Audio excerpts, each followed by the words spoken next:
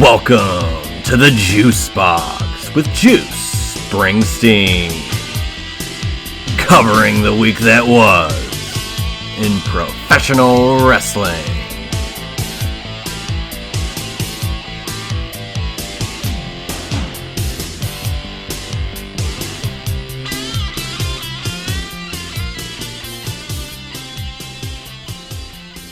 And welcome everybody to this week's edition of the Juice Box. I am Juice Springsteen, coming to you guys solo this week for the AEW WrestleDream predictions.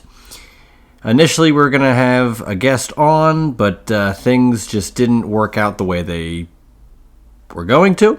And I am not going to be in town this weekend, so I needed to get this thing recorded. So that's what we're doing now. But hopefully you guys enjoyed Main Event Maniacs this past week.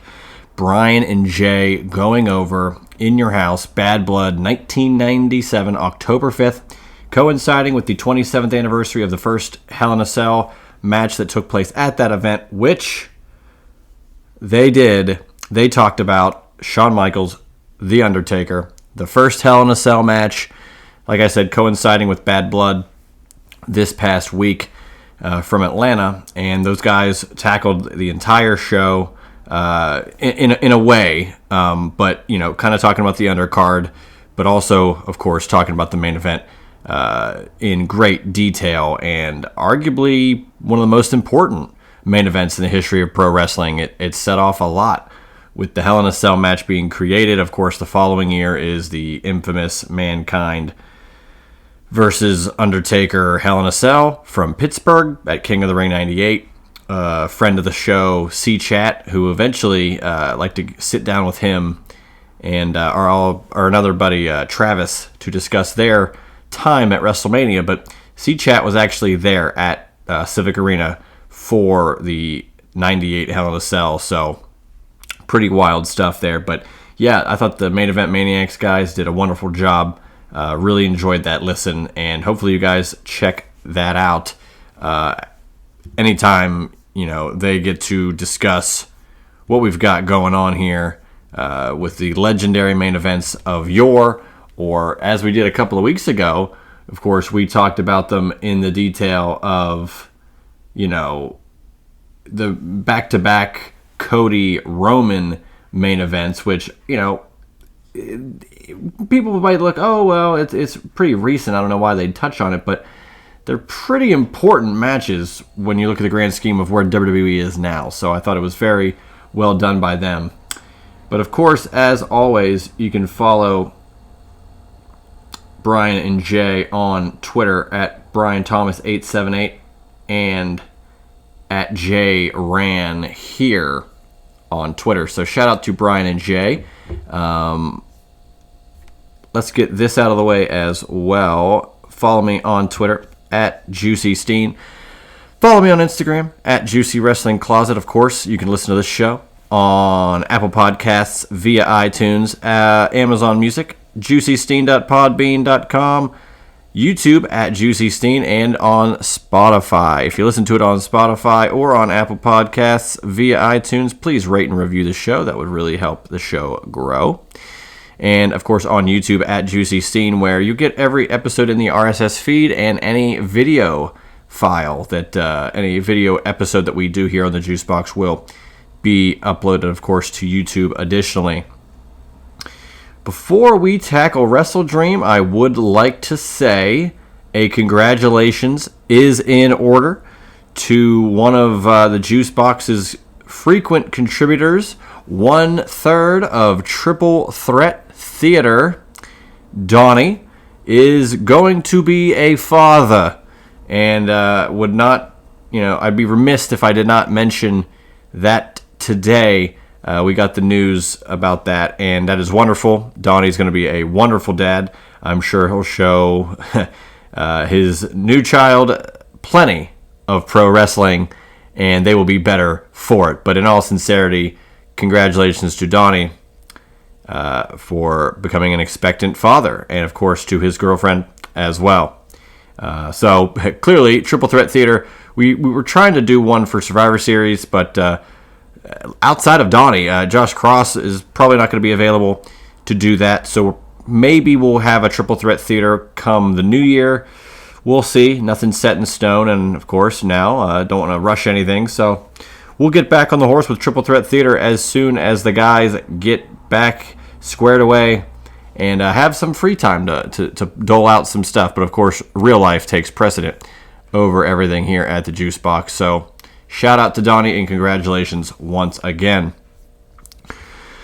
Let's get into the meat and potatoes. This is what we're here for. WrestleDream. This is the second annual WrestleDream.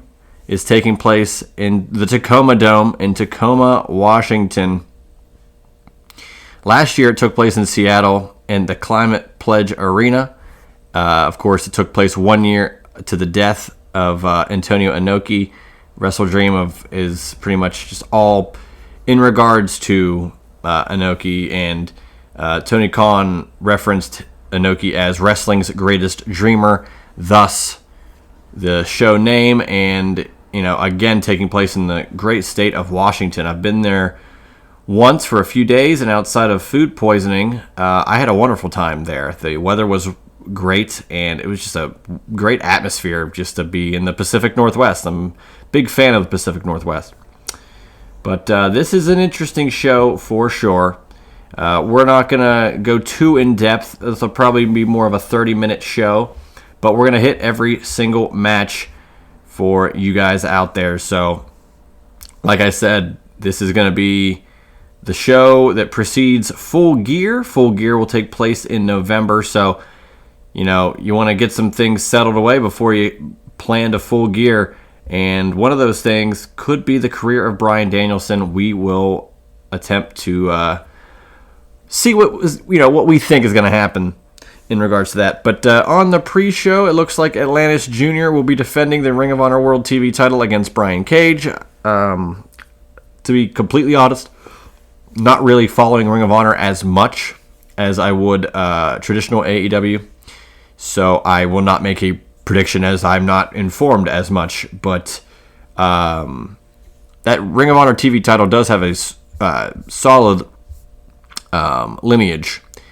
And, of course, Atlantis Jr. had the title since June, so I don't foresee him losing, depending on what they've got going forward. But let's tackle the other Ring of Honor championship. This is actually going to take place on the main card of WrestleDream. Mark Briscoe defending the Ring of Honor World title against Chris Jericho, of course, with Big Bill, Brian Keith, the Learning Tree in tow.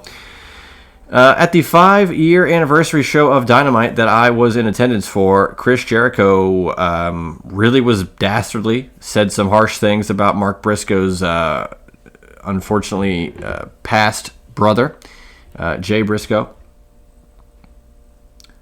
And, even though it was kind of a rough way to have a promo segment, I think it did kind of, put more heat on Chris Jericho. Some were saying it wasn't warranted.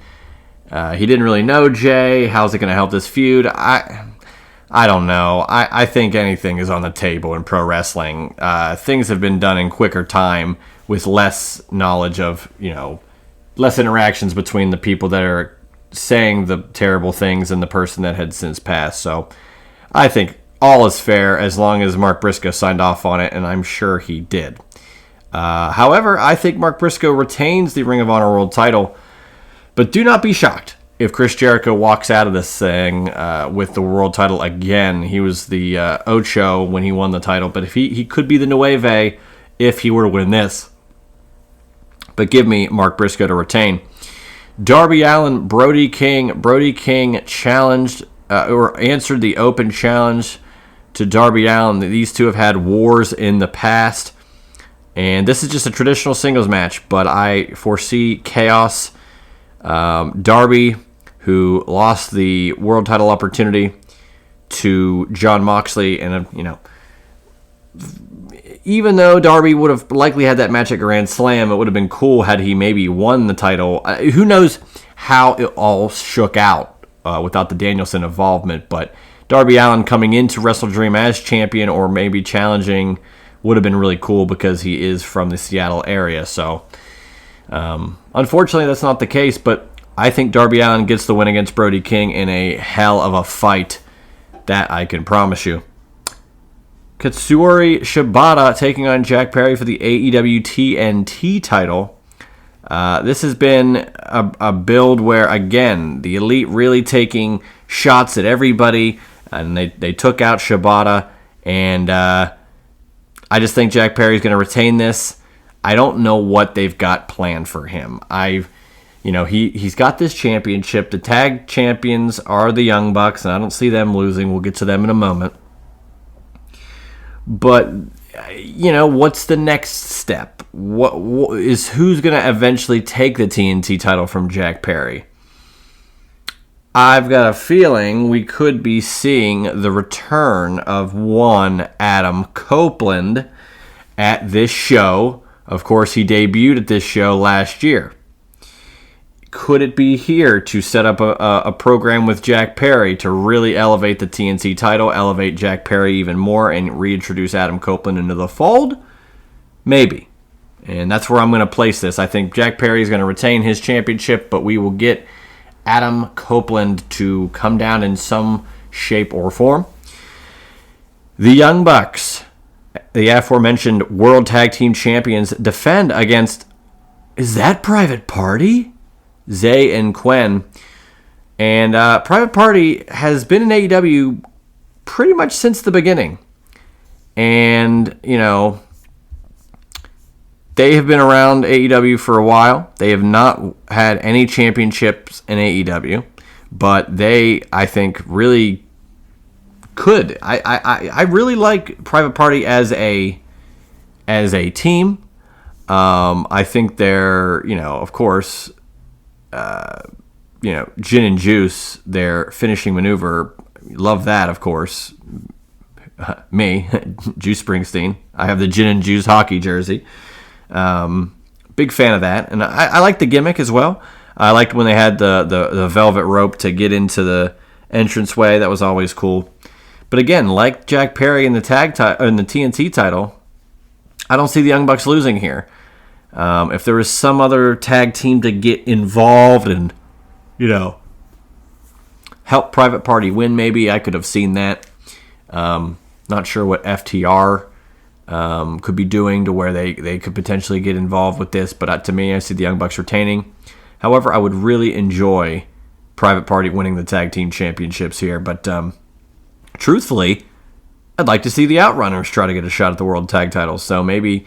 that's something that could happen here. Maybe the Young Bucks win, they beat down Private Party, and the Outrunners make the save. Give me all of that. Mariah May defending the Women's World Championship against Willow Nightingale. Unfortunately, this is the only women's title being defended on the show. There is no Mercedes Moné, no Toni Storm, no Britt Baker. So Willow versus Mariah May. I'm sure this is going to be a wonderful match. I think Mariah May is going to retain. And, Mina Shirakawa has been in this triangle of sorts with her and Toni Storm and Mariah May. But I think ultimately Mariah May is going to continue her winning ways, whether that eventually leads to Mina Shirakawa in a one-on-one. Or, like I said, maybe Toni Storm gets back into the fray. Britt Baker, of course, get well soon, DMD. She has been out with a strep throat recently, so she could not wrestle this past week on Dynamite, unfortunately. So get well soon, get back in the ring, and get back in the fold in the AEW Women's Division. But I've got Mariah May retaining the Women's World Championship here against Willow Nightingale. I love Willow Nightingale. I think her, Chris Statlander... there's a lot of great talent in the women's division, and I think they need more exposure, more TV time, and not the Learning Tree TV time, legitimate TV time, winning, matches, get out of the 9:30 death slot on Dynamite, all that. I've wanted for a while for the women to have their own show. That could have taken place at Rampage. Seemingly, Rampage is going to go away, so maybe no show at all, but I don't know. I think a lot could be done with the women's division in AEW, and right now, it's just not. It is just not happening. This match, though, is happening. Will Ospreay, Ricochet, Konosuke Takeshita. Takeshita had a wonderful match against Will Ospreay. Will Ospreay had another wonderful match against Bryan Danielson. He had a wonderful match against Ricochet at the 5-year anniversary show of Dynamite.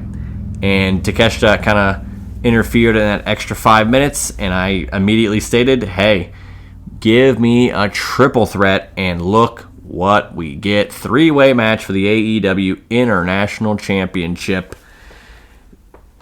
Ricochet, Takeshita, Ospreay. If this isn't 5 stars when the bell rings, what are we even talking about? This is going to be something special, I can assure you. I fully anticipate Will Ospreay winning. That being said, I would love a Takeshita victory here, purely because he could get the pin on Ricochet. He wouldn't have to take it away from Will Ospreay, but the title goes to whoever makes the pin. Then you get a Takeshita Ospreay rematch at Full Gear. There's a lot of avenues you could travel. I think my ultimate prediction now, now that I'm kind of observing it from that lens, I am going to take Konosuke Takeshita to win the AEW International Championship from Will Ospreay. And I don't know what's next, but I think Takeshita's earned it. He's really, done a lot. And since coming into AEW, being the alpha, working in the G1, under the tutelage of Don Callis, of course. So give me Takeshita to win this thing. I think he could win by pinning Ricochet in a barn burner, to say the least. We've got the MXM collection, Mansoor and Mason Madden, versus the Acclaimed, Max Caster and Anthony Bowens, touching tips versus scissors. Who's going to come out on top here? I don't know. I have a feeling MXM will, because the Acclaimed, they've been around for a while. Former tag team champions. You'd like to see a tag team that's coming into the fray, get that win, advance in the story, So I'm going to take the MXM collection to win this match. But in a contested match, I think we're going to get a lot of shtick. Of course, like I said, the scissors and the touching tips of it all. I really think that it's going to be a fun match to watch. But ultimately, I do think MXM collection gets the victory in this tag team match between them and the Acclaimed. Hangman Adam Page, Jay White. Jay White, of course, making his return after a lengthy absence. He just turned 32. Happy birthday to Jay White. And this is going to be, you want to talk barn burner, this right here. Man, with Swerve not on this card, I have to say Swerve's going to come out and interfere or cause some sort of havoc to where Jay White gets the victory. But with Swerve, Shelton Benjamin, potentially Bobby Lashley, this, potentially Hurt Business could be forming in AEW, and Prince Nana and Swerve Strickland could be the target of those men. So if that's the case, maybe it would be wise for Swerve to not get involved in the actions of this match in particular. But I don't know. I just, the more Hangman and Swerve aren't in the ring together, I have a feeling that they should be together in the ring. It's that important for those two to be in a feud, to continuously find each other, interfere in the other's stories and matches, and always, it's the Kevin Owens, Sami Zayn thing. We're destined to do this forever. Of course, they were never tag partners or never really friends, but they're absolutely the enemy of their enemy. And I don't know how I don't see how Swerve couldn't be on this show. And I feel that in this match, the crowd's going to go chant, whose house, Swerve's house, anything to throw Hangman off. And I think Jay White's going to get the win. And in that, maybe that's where we get the Swerve thing. But again, I do feel like we could get a Lashley MVP Shelton Benjamin thing to, kind of counterbalance Swerve. But if that doesn't happen on this show, I hope it happens at least on Dynamite. Because again, Swerve being world champion and then he doesn't have the title anymore, and he was in a cage match and it was brutal, but now Hangman gets to move forth. Swerve's got to get back in the fold at some point, so why not in his home state? This match was added recently. Hologram taking on the Beast Mortis. Mortos, excuse me, not Mortis. That's Chris Kanyon, R.I.P. Former ring name Black Taurus. In a cruiserweight-ish match, 2 out of 3 falls. Now, I said that this match gave me WCW Cruiserweight title match vibes from 96, 97. Dean Malenko, Juventud Guerrera, Psychosis, Rey Mysterio, Eddie Guerrero, Chris Jericho. Later on, Blitzkrieg for that brief moment. Silver King, Viano 4, Viano 5, El Dandy, La Parca, Ciclope, Super Calo. All those guys paved the way for a match like this. And for it to be 2 out of 3 falls, Hologram has been one of the fastest rising stars in AEW in regards to his look, his presentation, and his in-ring ability. And I think him and the Beast Mortos will have a wonderful match. I'd like to say Hologram wins this, but I have a feeling Mortos could steal one. I just think they have more invested in Hologram. So actually, my final true prediction here will be Hologram. I do anticipate it being a fun, wild match that goes probably all 3 falls just for the effect and drama of it all. But give me Hologram to win this match in what fans I'm sure will call a banger. Last but not least, Bryan Danielson defends the AEW World Title against Jon Moxley with Marina Shafir at ringside. AEW World Title on the line. If Danielson loses the title, he says he's done from full-time in-ring competition. We're in Washington. It's his home state for Bryan Danielson. Danielson and Moxley have a history throughout, WWE and now in AEW. Moxley kind of shoehorned his way into this match. Danielson didn't know if he could be able to compete to face Nigel McGuinness at Grand Slam. He was. Moxley took advantage of that and asked Darby Allin, hey, let me go after your world title opportunity. He took out Darby Allin, and now Moxley gets this chance. There's also this undertone of who is behind this Moxley, Shafir, BCC thing. Could it be Shane McMahon? It could be. It very well could be. I know a lot of detractors have labeled, why would you have a McMahon in your company for something when you're trying to be the competitor of WWE. And I say because it doesn't, it has to happen. You have to take chances. Did you ever think in 92 or 93 that Hulk Hogan would go to WCW? No chance in hell. Not even a percent chance. You would have thought in 92 or 93 Hogan would have gone to WCW. But what happened? Hogan leaves after King of the Ring 93, goes away, does Thunder in Paradise, seemingly phased out like Macho Man was in the WWF. And lo and behold, here comes Eric Bischoff. He's got money, he's got creative control, and he can get you in. And he got Hogan in. And the rest was changed. History was changed forever. For better or worse.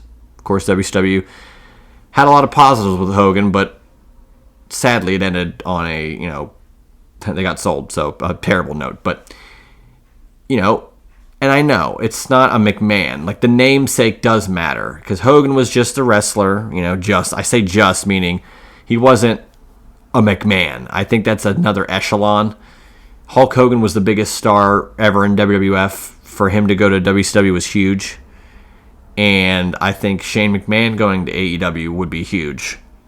I think Shane McMahon promoting AEW as an alternative, I don't think he would necessarily take shots at WWE, but I think he would really have a strong way of presenting AEW as this alternative that is worth it, that has validity, that's got believability, and he could give them some much-needed momentum week to week on TV, maybe some help with the rosters and some TV business stuff, because Shane McMahon's really good at that. Maybe you get Shane in the ring for a match or two. Give me Shane McMahon versus Darby Allin. Yes, please. But I think it could be conceived that Shane McMahon could be the benefactor here with Jon Moxley. And if that is the case, I think Jon Moxley could walk out of here as AEW World Champion. Because look at it this way. If this match goes to Bryan Danielson, sure, retains in his hometown, his home state rather, and that's great. That's wonderful. He'll have another match at Full Gear. Who knows who it'll be against? Maybe Hangman. Great. Then he'll lose. I just don't know what their plan is. I know he's going to need surgery, legit, and he is going to be out full time after he loses the title, so it's got to be a big deal for him to lose. But if he wins, Moxley has been going through all these guys, all these challengers, beating up people, kind of stealing and, again, like I said, shoehorning his way into this title match to lose. I think that's a colossal waste. So not that it couldn't happen, but if Jon Moxley doesn't win the world title at WrestleDream, I fear that it was all a waste. The Darby thing was a waste. The Grand Slam match was a waste. And that chance was a waste. And this building up of Jon Moxley with Marina Shafir, BCC, who knows, could be a waste. You got to keep the momentum. If Jon Moxley wins the AEW title, and then let's just say, hypothetically, Shane McMahon comes into the fold and is on Jon Moxley's side, Jon Moxley having the AEW title, the AEW World Championship being in the possession of someone in close proximity to a McMahon, that is what I want to see. That is anarchy. That is, some people will say it's to WWE. It's going to be WWE versus AEW. This is stupid. Okay. What do you want AEW to do? You want them to be creative. You want them to be outside of the box. You want them to be the alternative. Sure, bringing in Shane McMahon is bizarre. It's a McMahon. It's very WWE. But I don't think WWE is going to bring in Tony Khan to do something. This is a massive deal if it were to happen. And for the AEW title to be in the presence, potentially, of a Shane McMahon would be massive. And whether people look at it negatively or not, I think the optics would look great. I think it'd be exciting. I think it'd get a lot of people talking. Maybe it'll turn the ratings around. The discourse around that's not very good these days, but their pay-per-views always deliver. So I am going to say, in true WWE fashion, that Bryan Danielson loses in his home state, goes out on his shield, ends his full-time in-ring career by losing the AEW World title to Jon Moxley. Danielson goes away for a while. He has his surgery. Maybe he comes back for a couple of dream matches in the following year. Who knows?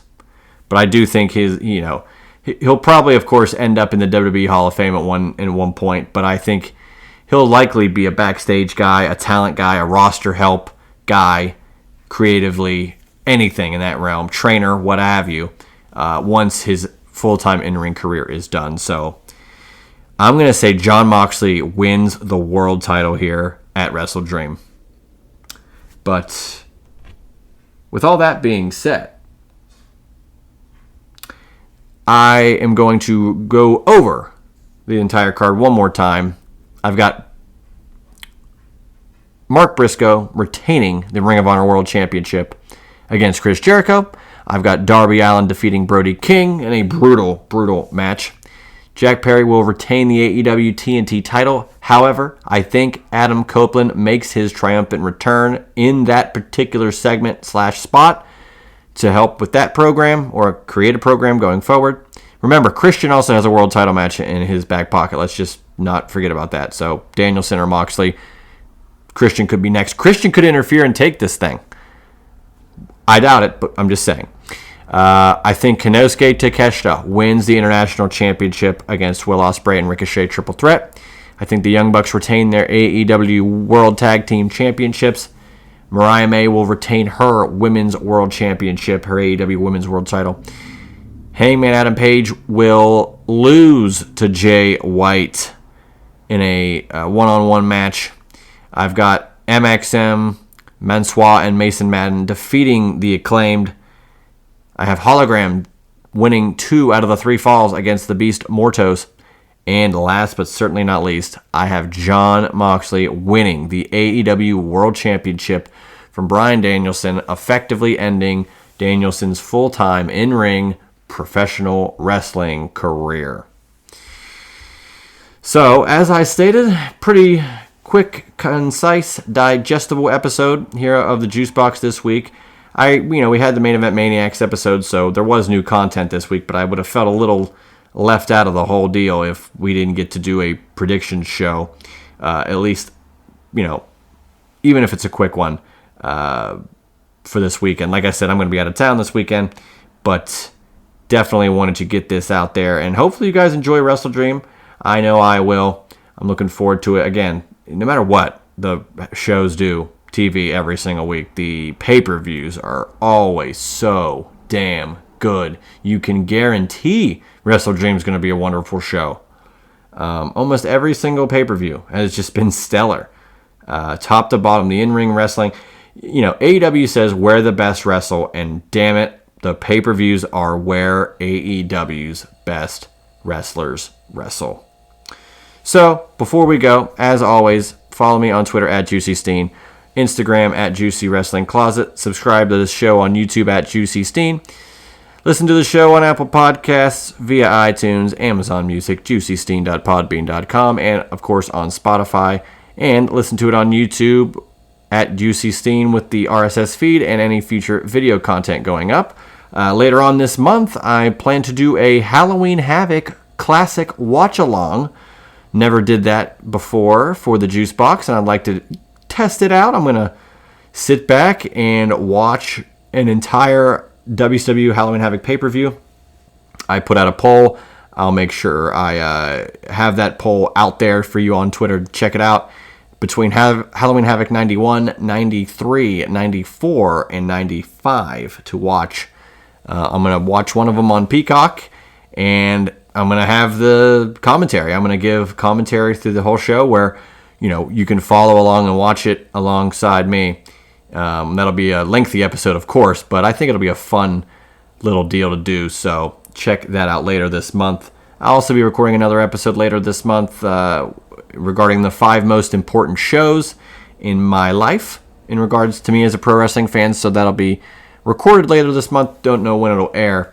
Of course, I've got a SIP series that's already been recorded that will eventually get released, hopefully sooner rather than later. I would wager within the next month, if not sooner, so look out for that. So a lot of different programming coming forth. Shout out to the Main Event Maniacs guys, Brian and Jay, once again for their great episode on Bad Blood in Your House, featuring Shawn Michaels versus Undertaker in the Hell in a Cell, the first Hell in a Cell match, coinciding with Bad Blood this past weekend, which we didn't really get to talk about. I might bring it up next week, depending on how... we'll talk about the fallout from WrestleDream and what happened on Bad Blood, what happened with the first 2-hour Raw, all those news and notes next week here on the Juice Box. But, hopefully you guys enjoyed the WrestleDream prediction show. Once again, congratulations to Donnie of Triple Threat Theater for, he's going to be a dad. So that's wonderful. And hopefully everything's all good with everybody out there. Enjoy your weekend of football, pro wrestling, hockey's back, basketball's coming back, and of course, we've got playoff baseball if you are so inclined to watch. So plenty of stuff out there, but thank you for tuning into the Juice Box this week. I am Juice Springsteen, and I will see you guys next week with another episode of The Juice Box. That was The Juice Box with Juice Springsteen. Make sure to subscribe to The Juice Box wherever you listen to podcasts.